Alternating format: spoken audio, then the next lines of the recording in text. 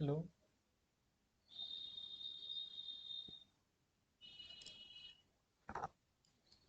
तो आज हम पार्ट दूसरा देखेंगे।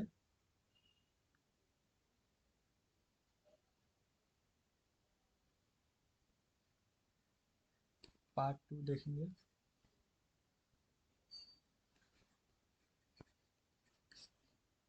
मंथली मैगजीन अगस्त 2023 का।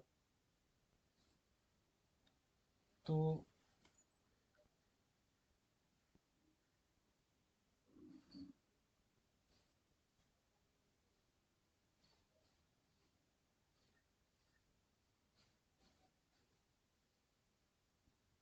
आइए हम स्टार्ट करते हैं।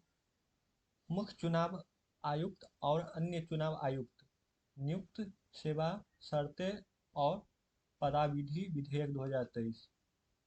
मुख्य चुनाव आयुक्त और अन्य चुनाव आयुक्त नियुक्त सेवा शर्तें और पदावधि विधेयक। देखिए, केंद्र सरकार ने राज्यसभा में मुख्य चुनाव आयुक्त और अन्य चुनाव आयुक्त नियुक्त सेवा शर्तें और पदावधि विधेयक 2023 पेश किया। यह विधेयक चुनाव आयोग चुनाव आयुक्तों की सेवा शर्तें और कार्य संचालन अधिनियम 1991 को निरस्त करता है, मतलब इसको हटाने की कोशिश करता है। यह विधेयक का उद्देश्य मुख्य चुनाव आयुक्त और अन्य चुनाव आयुक्त की नियुक्ति, सेवा शर्तें और पदावधि को विनियमित करना है। मुख्य चुनाव आयुक्त और अन्य चुनाव आयुक्त की नियुक्ति, सेवा शर्तें और पदावधि को विनियमित करना है। इन चुनाव आयोग के कार्य संचालन और उससे संबंधित या उनके अधीन आने वाले विषयों के लिए प्रक्रिया को स्थापित करने का प्रयास किया गया है। सीईसी और ईसी की नियुक्ति की वर्तमान प्रक्रिया। देखिए, अनुच्छेद 324 के अनुसार चुनाव आयोग में एक मुख्य चुनाव आयुक्त और उतने ही अन्य चुनाव आयुक्त होते हैं, जितने राष्ट्रपति समय समय पर निर्धारित करती है। Election commission, conditions of service of election commission and transaction of business act. Transaction of business act.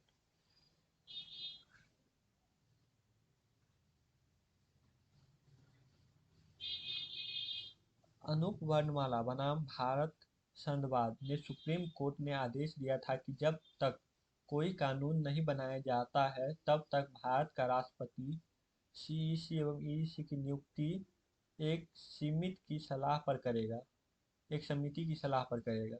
इस समिति में निम्नलिखित शामिल होंगे: प्रधानमंत्री, लोकसभा के विपक्ष के नेता, लोकसभा के विपक्ष के नेता, और यदि कोई एलओपी लोकसभा के विपक्ष के नेता नहीं है तो लोकसभा में संख्या की दृष्टि से सबसे बड़े विपक्षी दल का नेता तथा भारत के मुख्य न्यायाधीश। ये तीनों समिति का हिस्सा है, चुनाव समिति का। देखिए, सुप्रीम कोर्ट का यह फैसला आने से पहले तक सीईसी और ईसी की नियुक्ति केंद्र सरकार की सिफारिश पर राष्ट्रपति द्वारा की जाती थी। विधेयक के मुख्य बिंदु पर एक नज़र। देखिए, अधिनियम की मुख्य विशेषताएं क्या है। नियुक्ति इसके द्वारा राष्ट्रपति के द्वारा एवं चयन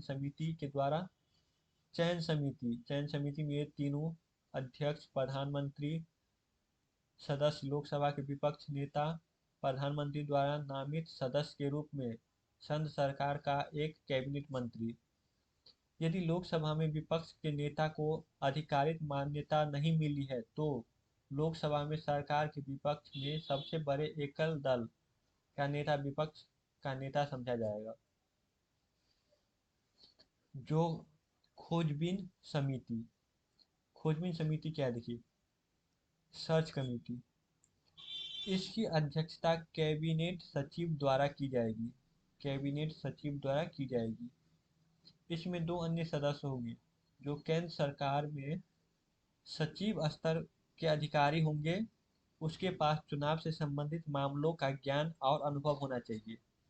यदि समिति सीईसी या अन्य ईसीएस की नियुक्ति के लिए चयन समिति के विचार हेतु 5 व्यक्ति का एक पैनल तैयार करेगी। इसमें 5 व्यक्ति का एक पैनल तैयार किया जाएगा। चयन समिति खोजबीन समिति द्वारा पैनल में शामिल किए गए व्यक्ति के अलावा किसी अन्य व्यक्ति के नाम पर भी विचार कर सकती है।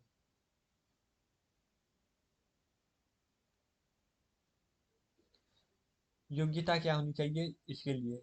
ऐसा व्यक्ति जो भारत सरकार के सचिव के पद पर समकक्ष रैंक पर है और ऐसे पद पर हो चुका है। ऐसे व्यक्ति के पास अनिवार्य तौर पर चुनाव के प्रबंधन और चुनाव कराने की ज्ञान या अनुभव होना चाहिए।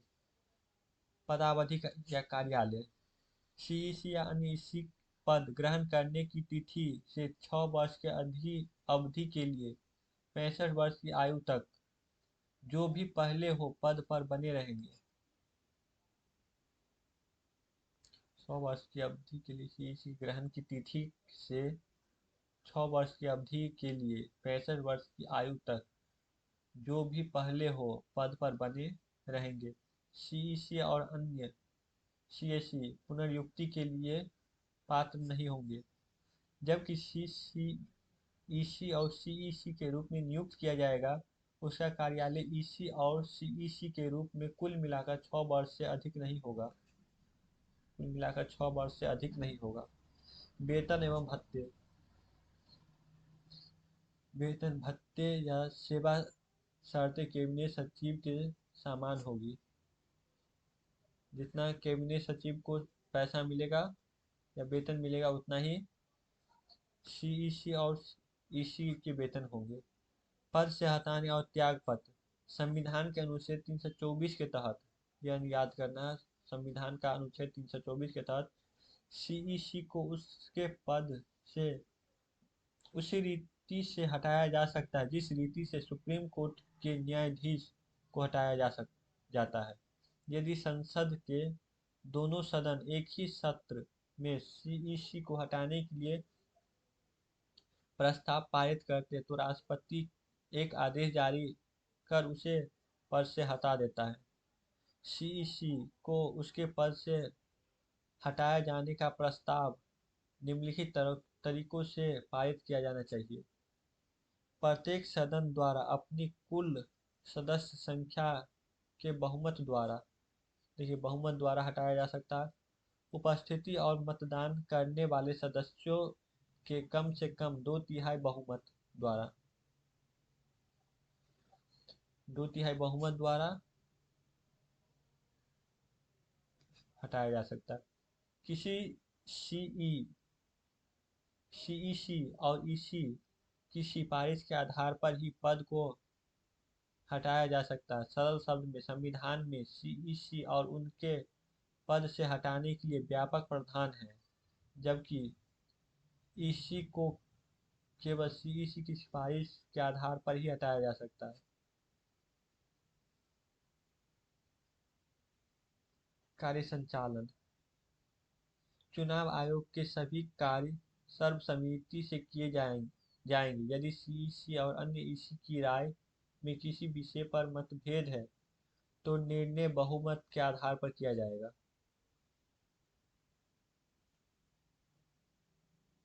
विधेयक से जुड़ी चिंताएं सुप्रीम कोर्ट के आदेश के खिलाफ प्रस्तावित कानून में भारत के मुख्य न्यायाधीशों को चयन प्रक्रिया से बाहर करने का प्रावधान है।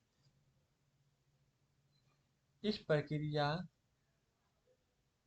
यह अनूप वर्णमाल बनाम भारत संघवाद में सुप्रीम कोर्ट द्वारा दिए गए आदेश को पलटने का प्रयास करता है। निष्पक्षता या तटस्थता प्रस्तावित चयन समिति की संरचना में सत्तारूढ़ दल या वर्चस्व हो सकता है। पात्रता मानदंड विधेयक चयन समिति को यह अधिकार देता है कि वह खोजबीन समिति की सिफारिश पर विचार किए बिना सीईसी के रूप में किसी भी व्यक्ति को नियुक्ति कर सकती है। यदि ऐसा होता है तो पूरी खोज प्रक्रिया निरर्थक हो जाएगी। सीईसी की स्वतंत्रता। भारतीय निर्वाचन आयोग ईसीआई भारतीय निर्वाचन आयोग ईसीआई को राजनीतिक कार्यपालिका के नियंत्रण में लाना स्वतंत्र और निष्पक्ष चुनाव आयोग की अवधारणा के विपरीत है। आगे की राह देखिए। ईसी को पद से हटाना संविधान के अनुच्छेद 324 में संशोधित किया जाना चाहिए। इस संशोधन से अन्य दो चुनाव आयुक्तों को हटाने की प्रक्रिया को मुख्य चुनाव आयुक्त को हटाने की प्रक्रिया के सामने बनाया जाना चाहिए। इस प्रक्रिया पर से हटाने के मामले में ईसीआई के सभी सदस्यों को समान संवैधानिक संरक्षण मिल जाएगा। बहुहितधारक दृष्टिकोण। समिति के दायरे का विस्तार करने और नियुक्ति प्रक्रिया में पारदर्शिता सुनिश्चित करने के लिए कुछ आवश्यक कदम उठाए जाने चाहिए। इस बहुहितधारक दृष्टिकोण समिति के दायरे का विस्तार करने और नियुक्ति प्रक्रिया में पारदर्शिता सुनिश्चित करने के लिए कुछ आवश्यक कदम उठाना जाना चाहिए। इसके लिए कुछ समिति में प्रमुख न्यायविदों, भारत के प्रमुख न्यायाधीश, स्वतंत्र विशेषज्ञों, नागरिक समाज के सदस्य आदि को शामिल किया जाना चाहिए। वरिष्ठता का सिद्धांत। विधि आयोग द्वारा सिफारिश की गई है कि चुनाव आयुक्त की पदोन्नति वरिष्ठता के आधार पर होनी चाहिए, जब तक कि 3 सदस्यीय समिति लिखित रूप से दर्ज कारणों के आधार पर किसी चुनाव आयुक्त को आयोग न पाए। व्यापक परामर्श। विधेयक को अंतिम रूप देने से पहले सरकार को विपक्ष दलों, कानूनी विशेषज्ञों, हितधारकों से व्यापक स्तर पर विचार विमर्श करना चाहिए। अब देखिए चुनाव प्रक्रिया और सुधार के पहलू। चुनाव का प्रक्रिया क्या है? हाल ही में कार्मिक लोक शिकायत विधि एवं न्याय विभाग से संबंधित सदस्यीय स्थायी समिति ने चुनाव प्रक्रिया के विशिष्ट पहलुओं और उनमें सुधार पर एक रिपोर्ट प्रस्तुत की है। अन्य संबंधित तथ्य। इस रिपोर्ट के अंतर्गत भारत में चुनावों के महत्व और लोकतांत्रिक शासन, राजनीतिक प्रतिनिधित्व और सामाजिक प्रगति पर उनके प्रभाव का विश्लेषण किया गया है। इसमें चुनाव से संबंधित विभिन्न पहलू की जांच की गई है। इन पहलू में निम्नलिखित शामिल है। देखिए सामान्य अथवा एकल मतदाता सूची के जरिए मतदाताओं की भागीदारी और व्यापक प्रतिनिधित्व। सामान्य अथवा एकल मतदाता सूची के जरिए मतदाताओं की भागीदारी और व्यापक प्रतिनिधित्व। उम्मीदवारी के लिए नामांकन के दौरान पारदर्शिता एवं जवाबदेही। चुनाव लड़ने की न्यूनतम आयु।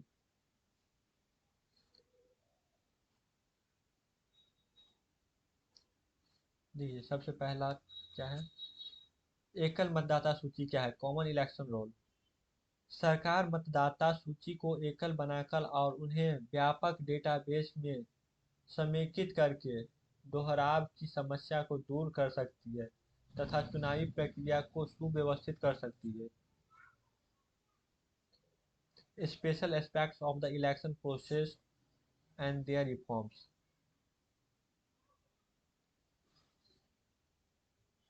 भारत में 2 प्रकार का मतदाता सूचियां तैयार की जाती है, अर्थात सामान्य मतदाता सूची और पृथक मतदाता सूची।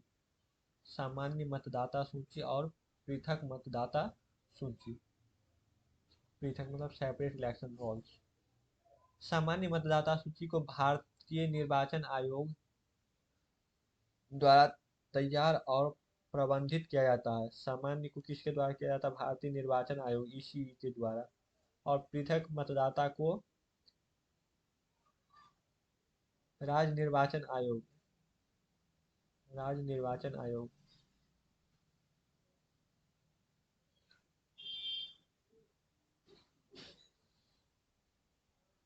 राज्य निर्वाचन आयोग द्वारा तैयार किया जाता है। भारतीय निर्वाचन आयोग सं, भारतीय निर्वाचन आयोग संविधान के अनुच्छेद 324 के तहत ईसीआई भारत में संघ और राज्य स्तर पर होने वाले चुनाव जैसे लोकसभा, राज्यसभा, राज्य विधानसभाओं आदि का संचालन करता है। राज्य निर्वाचन आयोग पृथक मतदाता राज्य निर्वाचन आयोग एसईसी अनुच्छेद 324 के तहत स्थानीय निकाय, पंचायत और नगर पालिका में निष्पक्ष चुनाव कराने के लिए प्रत्येक राज्य में एसईसी का गठन किया गया है। राज्य निर्वाचन आयोग गांव, पंचायत और नगर पालिका, संघ और राज्य स्तर पर कौन सा होगा? भारतीय निर्वाचन आयोग, भारतीय निर्वाचन आयोग, भारतीय निर्वाचन आयोग। और राज्य स्तर पर गांव, राज्य निर्वाचन आयोग, निर्वाचन आयोग।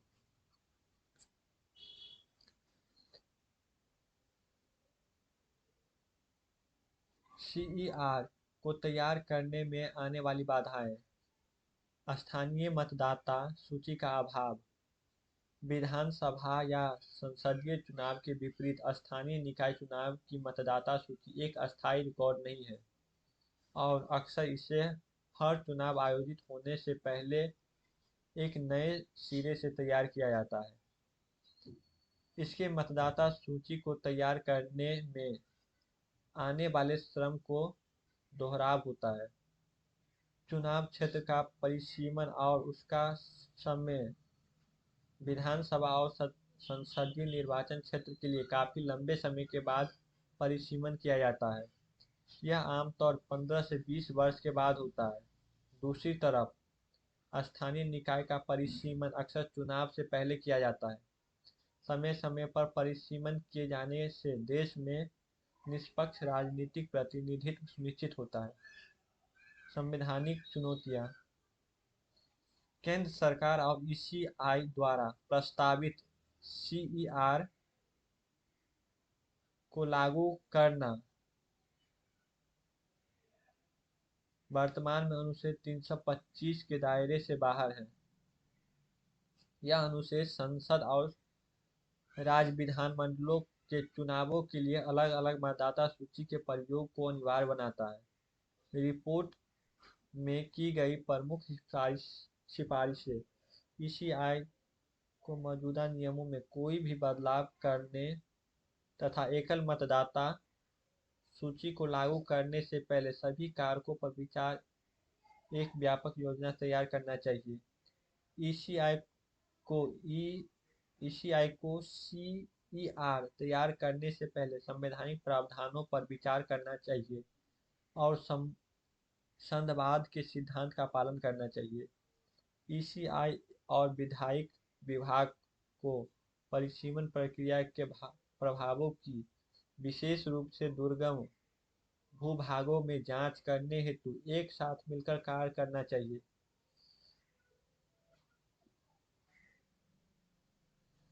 निर्वाचन आयोग और विधायी विभाग द्वारा राज्यों की अपनी स्वयं की मतदाता सूची बनाते समय ईसीआई की मतदाता सूची के प्रयोग को प्रोत्साहित करने के लिए सहयोग करना चाहिए। ऐसा तब तक कर सकते हैं तब तक संवैधानिक और वैधानिक प्रावधानों में बदलाव होता है।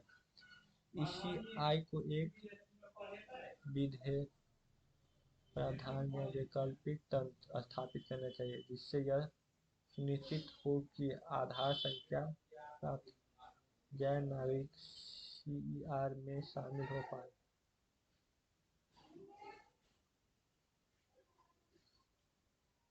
चुनाव के लिए नामांकन दाखिला कराते समय गलत घोषणाएं।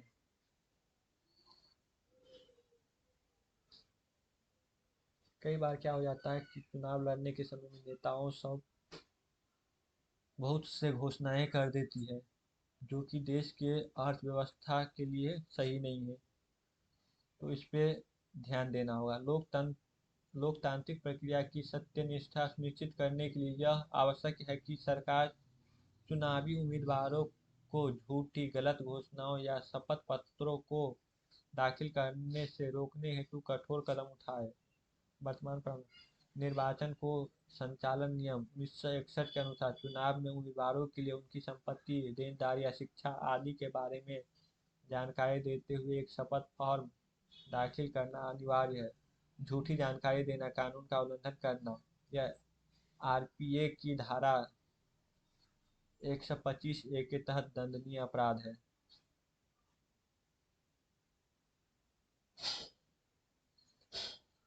झूठे शपथ पत्र मतदाताओं को भ्रमित कर उनकी पसंद को प्रभावित करते हैं, इसलिए ये चुनाव प्रक्रिया निष्पक्षता के लिए हानिकारक होते हैं। रिपोर्ट में की गई प्रमुख सिफारिशें। सरकार को शपथ पत्र के लिए सत्यापित प्रक्रिया शुरू करनी चाहिए। साथ ही नियम का पालन सुनिश्चित करने के लिए किसी भी गलत डेटा के बारे में तुरंत निर्वाचन आयोग को सूचित किया जाना चाहिए। आरपीए 1951 में झूठी घोषित शपथ पत्र को स्पष्ट रूप से परिभाषित किया जाना चाहिए।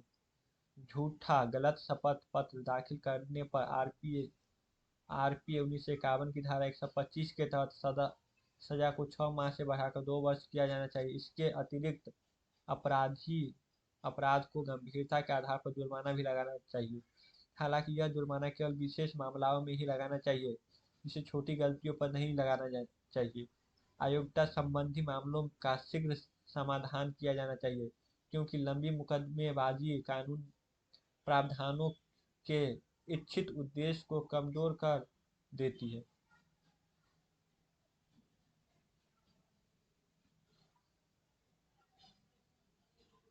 मतदाता करने और चुनाव लड़ने की न्यूनतम आयु के बीच समानता स्थापित करना।